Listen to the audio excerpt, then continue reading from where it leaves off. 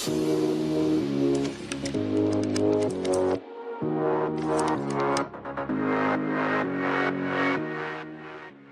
right. Hello, ladies and gentlemen, and thanks for joining today's Flawless Execution webinar. Today we're going to discuss the 4 things successful teams always do. As many of you know, these 4 steps are the engine that drive our flawless execution methodology: plan, brief, execute, debrief. Over the next 45 minutes, we'll help you understand the why behind each of these 4 steps. But before we continue, I'd like to remind you that this webinar is being recorded and it will be sent out to you via email. The presentation slides will be available immediately following the webinar on Afterburner SlideShare, and here you can download and save the presentation to share and look back on. At the end of the presentation, we'll open it up for live Q&A, so please submit your questions using the chat or the Q&A box. Our producer, Ansley, is monitoring the questions, and you may submit questions anytime during the presentation. So, let's get started. My name is Matt Brady. My call sign is T-Bone. I'm from Huntsville, Alabama. I spent the last 18 years of my career as an Army officer in the U.S. Army's Night Stalkers. The Night Stalkers are the Army's nighttime premier helicopter squadron or regiment. We support all flavors of Special Operations Forces, Navy SEALs, Delta Force, Army Rangers, Green Berets, and take them where they need to go to accomplish their missions. I've been deployed to Afghanistan and Iraq multiple times, taken part in a number of different operations. One operation, notably Operation Red Wings, which we'll talk about in just a little bit. I've also been able to had the good fortune to attend West Point. If you don't know where West Point is or what it is, if you just Google who beat Navy this year in football, it'll come right up. Also was able to get my MBA from Harvard Business School last year, where I was a member of Section H, and I also had the opportunity to work out at Airbnb headquarters in between my first and second year. So, let's talk about our model. And this is the foundation for everything we teach at Afterburner. So, at Afterburner, flawless execution is not just a goal or a model. It's an organizational model that we've developed for the past 21 years in business. Let's take a look at it. Really super simple model, simple shape, triangle, a few layers, right? And that's intentional because as military pilots, Navy SEALs, Army Special Forces, we need to keep things simple. Because in the chaos and the complexity of warfare, we must be able to fall back on a simple, scalable, proven process to win. A process that drives accountable actions from individuals, from teams, and from the organization. It's got 3 main components. Let's take a quick look. At the top is the purpose of the organization, the high-definition destination, a clear, compelling, high-resolution picture where the organization is going, the strategy to get there, and the communication of that destination through leaders' intent. Now, every organization's got to have a solid platform, and so the foundation of any great organization are our people. They've got to have great training. Organization has got to invest time and effort to develop standard operating procedures to operate in a task-saturated environment. But today we're going to talk about the center of the model, the process we use to accomplish daily, weekly, and monthly activities driving us towards that HDD. We're going to look at the flawless execution cycle. Before we fly the mission, we must plan using a common, rapid, scalable framework to direct our activities. Now, you may have a planning framework in your organization, but does it ensure alignment and is it understood by everybody? Does it drive accountability? Does it scale throughout the organization? Those are the attributes that are unique to our model. After we plan, we brief the plan to the people who are going to be accountable for implementing the plan. Everyone must know who will do what by when, with no questions as we prepare to execute.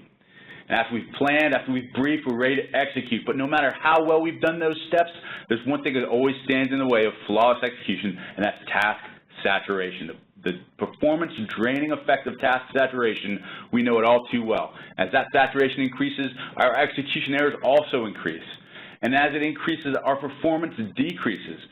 Now, you may not have a problem with task saturation, but I would challenge you that you're just not looking hard enough because it's in your organization, it's in your workflow. It happens to you when you're sometimes not even aware of it. So we'll talk to you about the ways that we identify and mitigate that task saturation. So plan, brief, execute, and then debrief.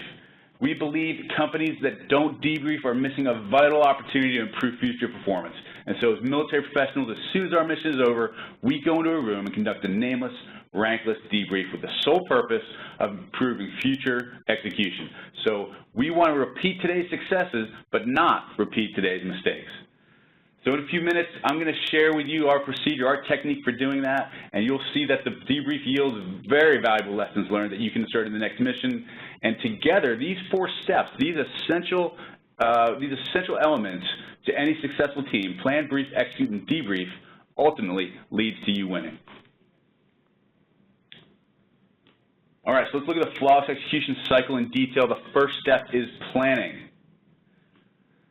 So why plan? This is the key question. We know it's got 6 steps. We've been through that on other webinars. We know those 6 steps in detail. Let's talk just one order of magnitude higher and talk about why we plan. So to understand this question, I'd like to take you into my work for just a minute.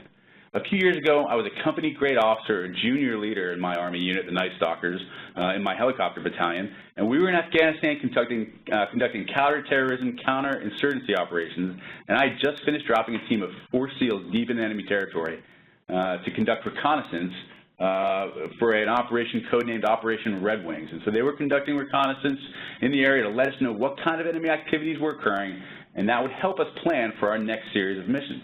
Well, later that night, one of my men woke me up to tell me that the SEALs had been compromised. They'd been ambushed, and they needed pulled out immediately. So we rounded up our crew, we readied our helicopters once more, and we were ready to take off when my commander, a man by the name of Stephen Reich, jumps on board and tells me to get off. Now, to put that in perspective, that's sort of like being a quarterback on a football team and about to snap the ball when the coach calls timeout, runs onto the field, and says, hey, Matt, you know, I got this one. Go to the sidelines, no worries. Let me take this play. It's not common. And so you can imagine I was fairly confused and even disappointed. But Steve was a real leader, and he believed in the mantra, leaders eat last. And so if his team was going to take on extraordinary risk, and he felt this was an extraordinarily risky mission, then he was going to take on that risk himself. He wasn't the kind of leader to ask his men to stick their necks out if he wasn't prepared to do the same thing. And so if you've ever seen the movie Lone Survivor, you know what happens to Stephen and the rest of our Night Stalkers and SEALs on board that aircraft. So they get shot down by a rocket-propelled grenade, and unfortunately none of them make it. But now our job is to plan a mission to rescue not only the lone survivor, Marcus Luttrell, and his team, but all of our Night Stalkers and SEALs who are on board that helicopter. So if you can imagine yourself in this situation, you're the newest, most junior officer in the unit, Bravo Company, and you're also the only one left. So guess what? You're now in charge of about 100 soldiers, because that's how succession of command works in the military. When you lose your commander, the next in line steps up immediately. No promotion boards, no committees or votes. It happens instantaneously. So you now have this rescue mission on your hands. The clock is ticking. Everyone's looking at you to act. You have a helicopter and crew members holding near the ambush site that weren't shot down, with Navy SEALs on board holding them at gunpoint to get them to land. But you've just had one helicopter shot down, so what do? Execute? Just put everyone in the game? No. You plan to execute. You might be asking yourself, you got to be kidding me, Matt. You're going to spend valuable minutes on planning when people's lives are on the line?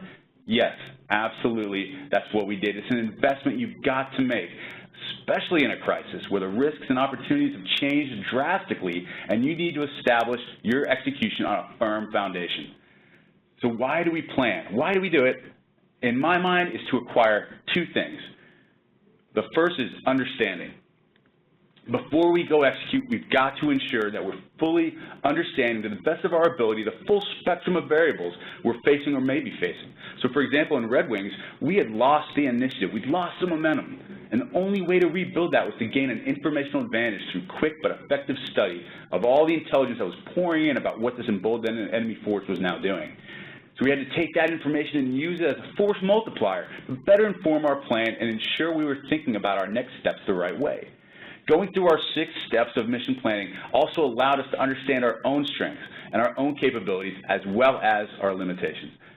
So planning also helps us visualize what we're about to do.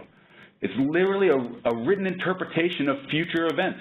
So planning helps you see in clearer detail those activities and eventual outcomes that you wish to see unfold. Planning allows us to visualize the variety of routes we can use to get to the same goal. And so we know our objectives aren't path dependent. So our planning helps us see which paths are more viable and suit our team's competencies and thus present a greater chance of success.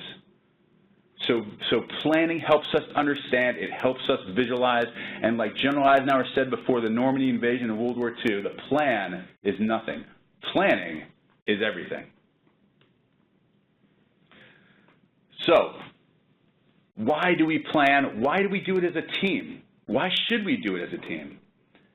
We know that sometimes it's not always possible to plan together face-to-face, but this is the stage of the flex cycle, more than any other, where you've got to make it a priority to come together. Why? Two simple reasons: engagement and buy-in.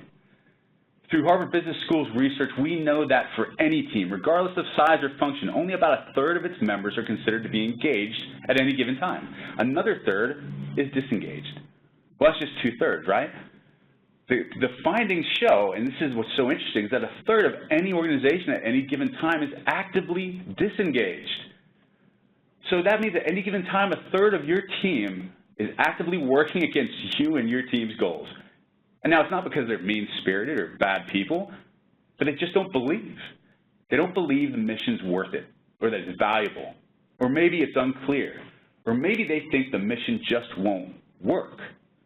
So if you're on a WebEx or a Skype or conference call and that person on your team that's on mute and receive mode only, are they engaged? Which third is that person in? It's hard to tell. It really is. And so face-to-face communication takes away that ability for someone to join the disengaged crowd by hiding behind distance and hiding behind their technology. And face-to-face is also an opportunity to get those diverse opinions, those creative ideas that turn just another plan into our plan. You know how much engaged you feel when you're executing your plan and not a plan on behalf of somebody else. And that's what face-to-face planning is all about. During Operation Red Wings, we had to make sure we brought all of our enabling forces into the same room: Rangers, SEALs, Air Force tankers, Warthogs, all of the functions and force multipliers we'd be relying on to get this mission done, face-to-face, having an honest, open, clear conversation about how we're all going to bring our forces to bear to bring our people home and accomplish the mission. So after we've planned, are we ready to execute? Nope, not until we've brought in the red team. The red team are members of our organization, not part of the previous planning process. We bring them in and we brief them on our plan. Then we ask them to respectfully tear it apart, punch holes in it. And we want to listen to what they have to say. We capture the things we hadn't thought of, then we politely ask them to leave. That helps us further develop the plan. The red team allows us to fail fast, early, and often. I often compare it to a wind tunnel. If you can imagine your organization coming to you and saying, hey, we've built this supersonic helicopter, we think it would do great things for distribution, we'd like you to fly it. No thanks, right? My first question is, did you test it out in the wind chamber first? I mean, I want that thing tested in an environment that replicates expected conditions so I know how it'll hold up. In Operation Red Wings, time was of the essence, but we didn't want to compound the situation by acting too hastily. So we developed our plan, and then we briefed it to a red team to derail it.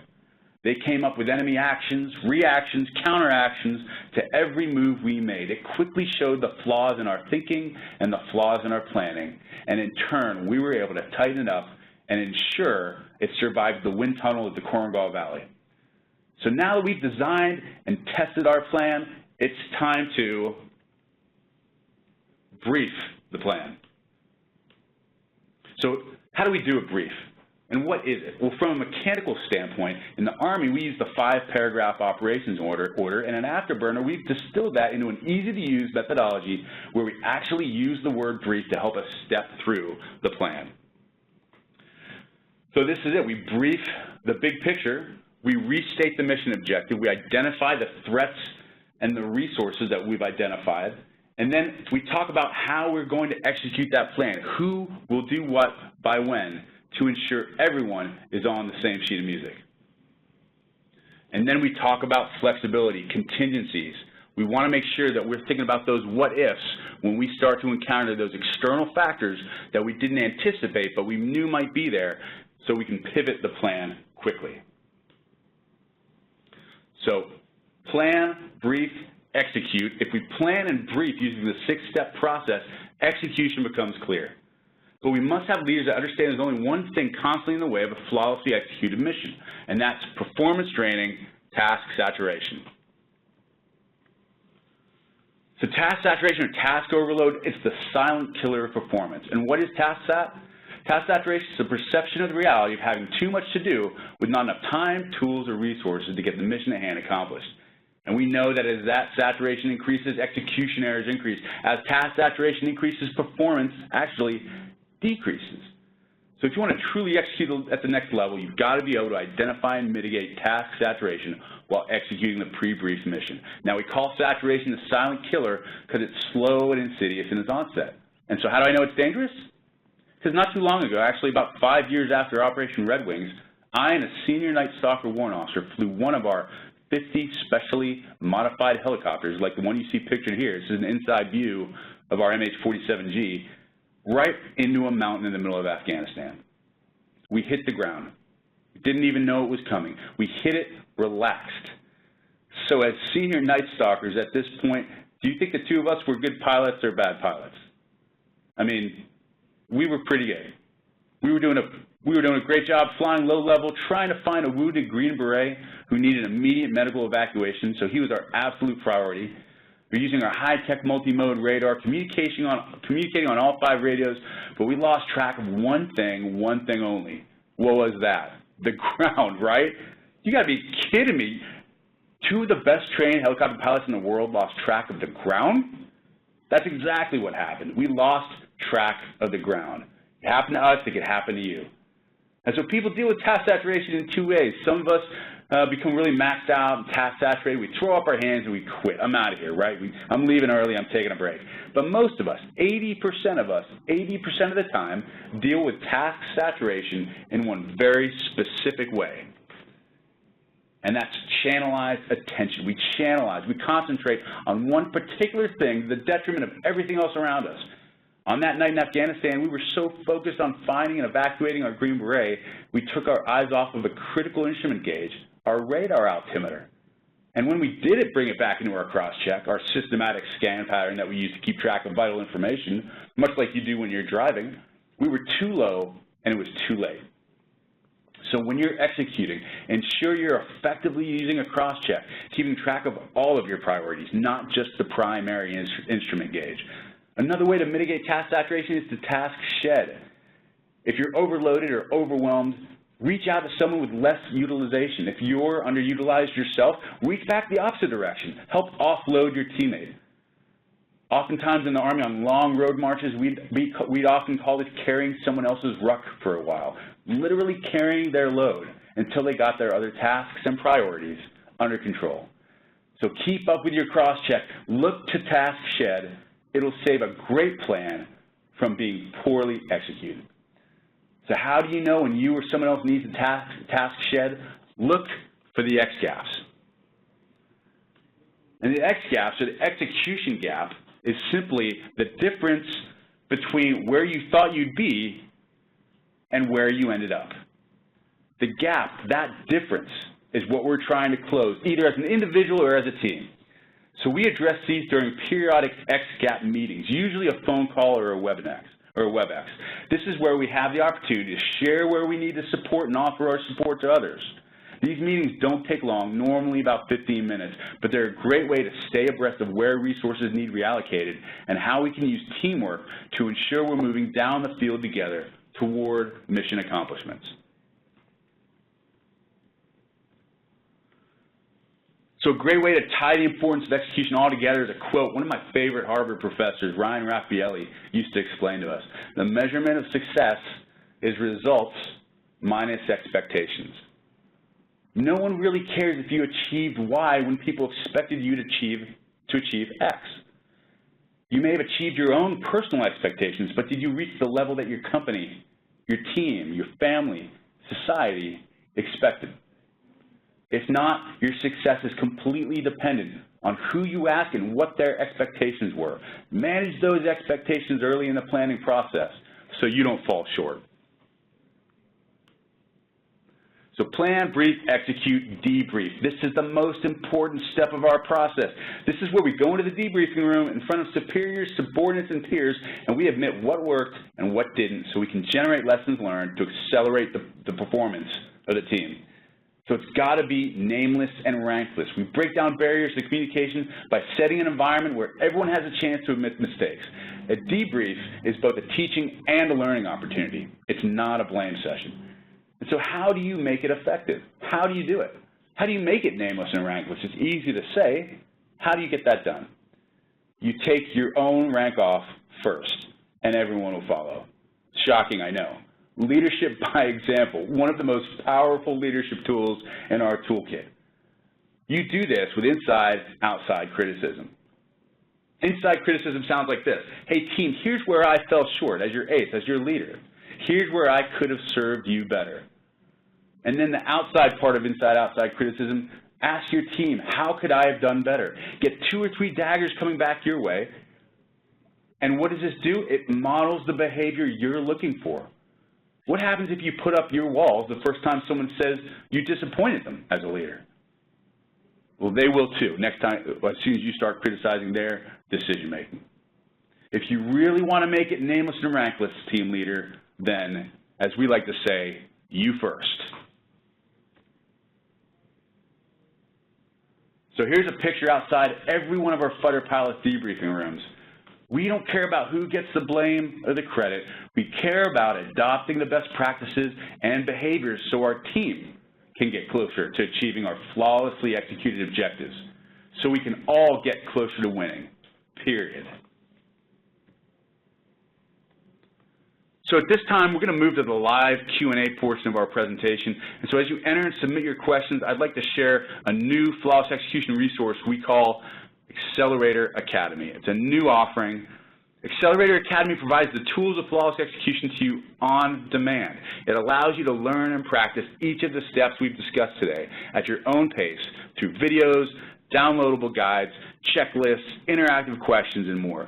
Click the link in the chat and the Q&A box now to discover the ways you can accelerate your flawless execution performance.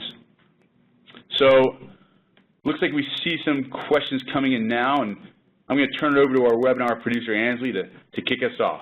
Ansley? Thank you, T-Bone. Our first question is, how can we get the leader of our team to support and implement task saturation? Yeah, what a great question. How do you manage up? How do you lead the people that you expect to lead you?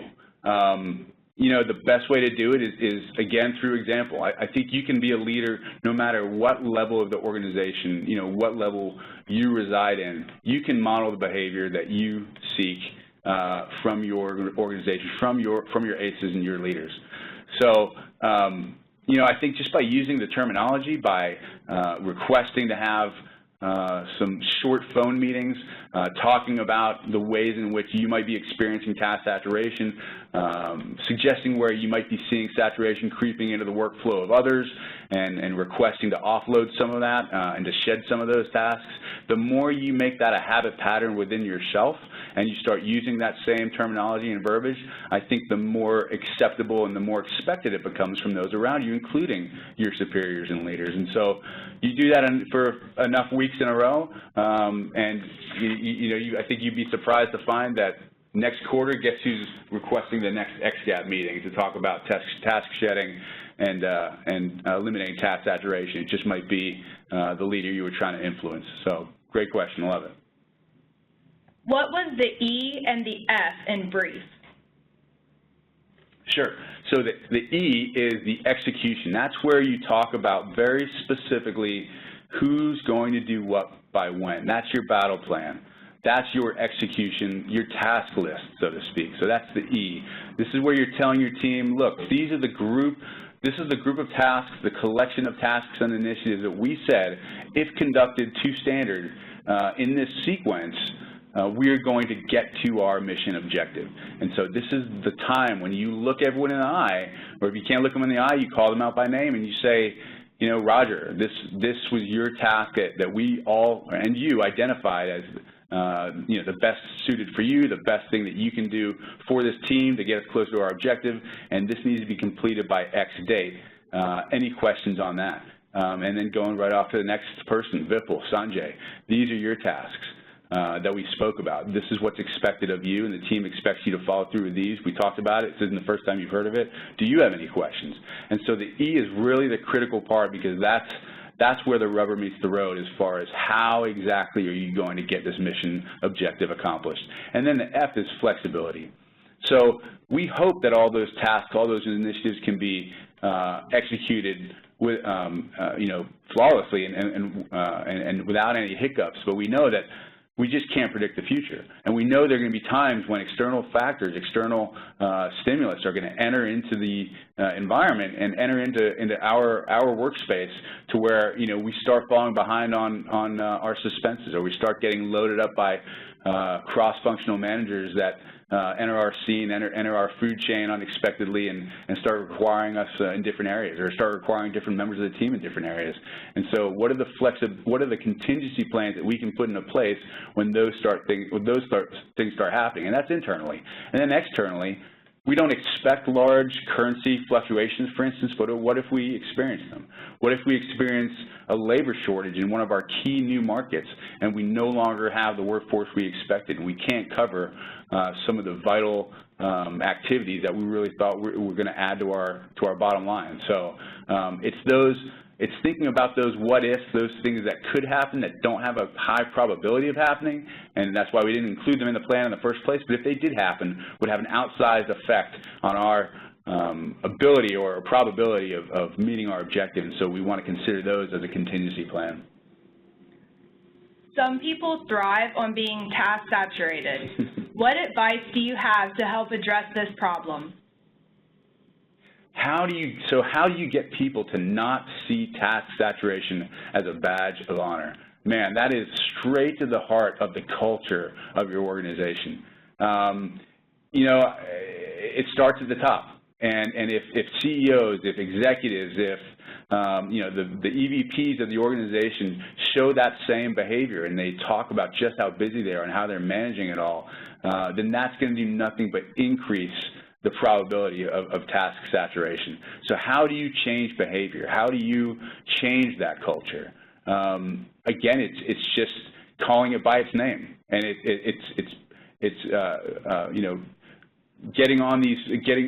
being part of these XGAP calls, being part of your routine weekly calls that you might be having, or weekly meetings, and having your voice heard and saying, look, this is not sustainable for me, it's not sustainable for my team. I'm not throwing my hands up, I'm just saying that this is going to degrade our performance. And you start using language like that people understand. You start talking about it in terms of how does this affect the machine that you're trying to build and have operate in a flawless way. When you start looking at it that way, it becomes much less about you can't handle it personally, you don't have the capacity, and it becomes more about this is what I'm trying to implement. These are the finer points of the machine I'm trying to put together for the output that we all desire. And this machine is going to run degraded if I continue to overload circuits, continue to overload the key components of this system. So I think finding that kind of language to use and communicating that repeatedly, and keep bringing it up. And you can influence up just as much as influence comes down. What would be your best piece of advice for a junior leader on a team of veteran team members? Yeah, best piece of advice I would say is here's one to do and one not to do. I'll start with the not to do. The one thing veterans expect you to do as an inexperienced leader, because they see it so often, is they expect you to come in with guns blazing and say, I know I may be inexperienced, but I'm in charge, and so you're going to listen to me, and I'm going to establish my dominance as the leader in this organization because I've got nothing else but positional power to go on, no referential power, and very little experience. So I'm just going to use my positional power. That is the quickest way to lose the support of your team. And that's where you become a leader in name only, right? You're only a leader if you turn around and there are people following you. So that's the quickest way to lose the support of your team. One piece of advice I would give you is number one, be open to criticism, but I think more importantly than that is show curiosity. ask people what they would do in certain situations and get those perspectives. They've seen a lot of your business. They've seen a lot of different angles of your organization. It doesn't mean you're beholden to what they tell you they would do. You're simply asking what they would do in certain situations. So I think that's an important distinction to make. You don't want to make it seem like whatever they say is what you're going to do, because then you become the person that's so moldable that you end up not being a leader. You just end up being manipulated all the time. So if you ask it in terms of what would you do, and you just ask people what they would do in certain situations, all you're doing is building your toolkit of ideas and building this stack of vicarious experience that you can have in your back pocket, and you can remember when these events start to occur. When you start to run into contingencies you didn't expect, you can remember, okay, I remember someone saying how they handled this situation in the past. So it's really about cultivating lessons learned very intensely and intensively, deliberately, so that you can gain experience vicariously, since you don't have the time to do it viscerally. You mentioned 1/3 engaged, 1/3 actively disengaged. What is that other third? Yeah, so the middle third is just disengaged. So they're just apathetic. They're not for you. They're not against you. They're just there. And you know the people I'm talking about. They show up to meetings. They look attentive. They've got the they've trained themselves well to look like they're present, but they're just checked out. But at least they're not working against you actively, and that's that last third. That's the really insidious part of this research finding, is that there's not only people that are disengaged, but they're actively looking for recruits to join their team, to lure people away from supporting you as a leader. And so that middle third, those are really the swing votes. Those are the people you're trying to get into your engaged camp to plus up those numbers, because they're a bit of an easier win. It's really hard lifting, and it's really the hard selling you got to do when you start trying to recruit the actively disengaged, because they may have had a lot more time to become bitter and a lot more time to just really get settled into and fixated in that position on the team. What are the best ways to get team members to buy in? Best way for them to buy in, or to get them to buy in, is to simply not make it about selling them something and not getting them to buy anything, and getting them to develop the plan themselves. And that's really I think that kind of ownership, when people, when your team develops a plan that they've spent a great deal of time thinking about, becoming excited about, becoming passionate about, and really looking forward to executing, it becomes their plan. And then it's no longer a question of asking themselves, am I bought in or not? This is now their plan. They own it. And they've got a stake in it now, too. And so they want to see it succeed. So the more you can get people engaged, the more you can get them to actively participate and have a voice and have a stake in what you're doing, the more, the higher chance that they're gonna be quote unquote bought in. But that requires some activity on your part as well as a leader. You've got to consider a diverse set of opinions and ideas. Doesn't mean you need to accept all of them, but if you don't accept anyone's ideas routinely, then yeah, they stand a pretty good chance of not buying in. But then you've got to ask yourself, are they the right person for the team anyway, if I'm never really getting any valuable input from them? And that's an entirely different conversation altogether. So yeah, quickest way to have them buy in is to not have them realizing they're buying in anything in the first place. How would you handle the disengaged team members? So this is really where it puts leadership to the test. It's about spending time with those individuals and talking through why it is you perceive them to be actively disengaged. And we've got this ratio that we always talk about in the Army. You're spending 90% of your time with 10% of your team. And that can easily become the ratio you run into when you're on a mission to have this part of your team flip from actively disengaged to engaged. But like I said before, these are usually not bad people. They're not mean-spirited. They don't have ill intent. They just, for whatever reason, don't believe what you're pitching. And so communication is a two-way street. Maybe you're not communicating it effectively. Maybe you're not articulating it well. Ask them why, right? Sometimes it's just a matter of saying, why am I getting this perception and this feeling? Can you tell me a little bit more about why this is, how you're being experienced on the team? And oftentimes they'll tell you. And so, yes, it could be something that is just part of their everyday challenge and journey that they're dealing with, but it could be your fault as well. So I would give a good look at what you can do to communicate it better to everyone on the team, what it is you're trying to accomplish, and really try to get them excited, because that's your job as a leader, is to motivate, is to inspire, and it's to align everyone before we go out there and start executing the mission. Any recommendations for engaging disengaged managers?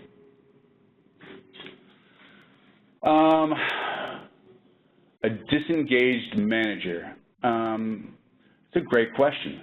I don't know if there's a safe and effective way to do that, because you've got to ask yourself a couple of questions before you even approach that problem, right? Number one, what is your stake in the game? If they're a disengaged manager, meaning, I'm assuming they're yours, then you may not need them for anything. So this is sometimes one of those situations where you have to go out and recruit a proxy manager or a proxy leader. So it's a pretty difficult ask to spend a good deal of your time trying to change the behavior of someone who's been really hired to manage you.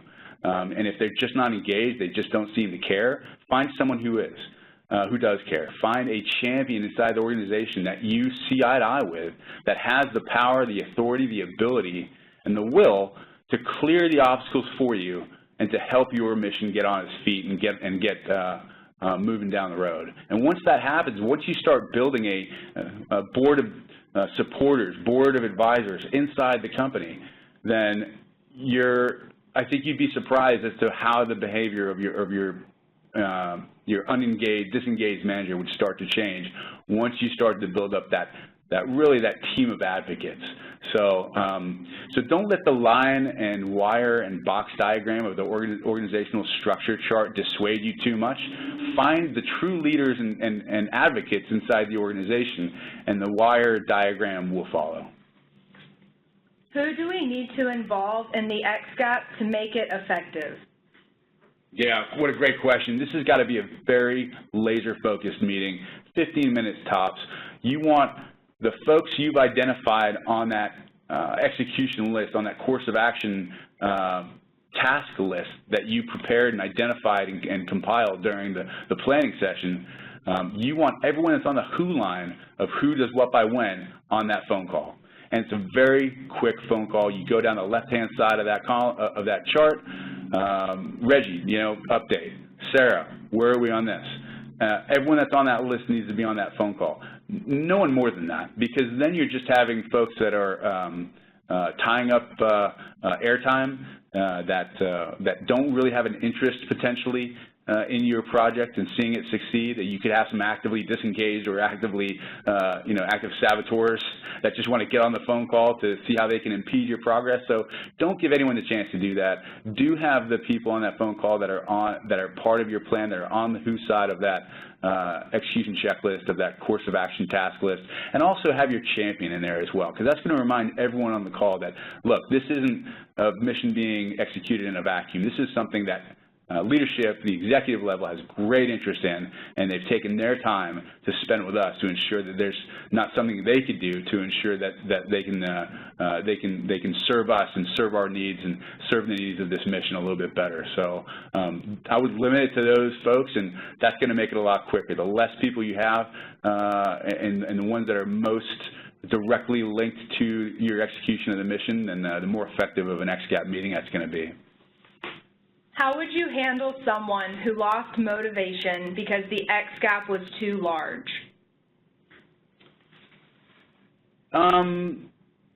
So number one, listen to them, right? Maybe they're right. Find out if that's really the root cause for why they're starting to disengage, or maybe it's something else. But yeah, you want to win back support of your engaged team members. You don't want to lose them. So find out what it is that's really sapping their energy, sapping their excitement about, previously was a pretty excitable mission for them.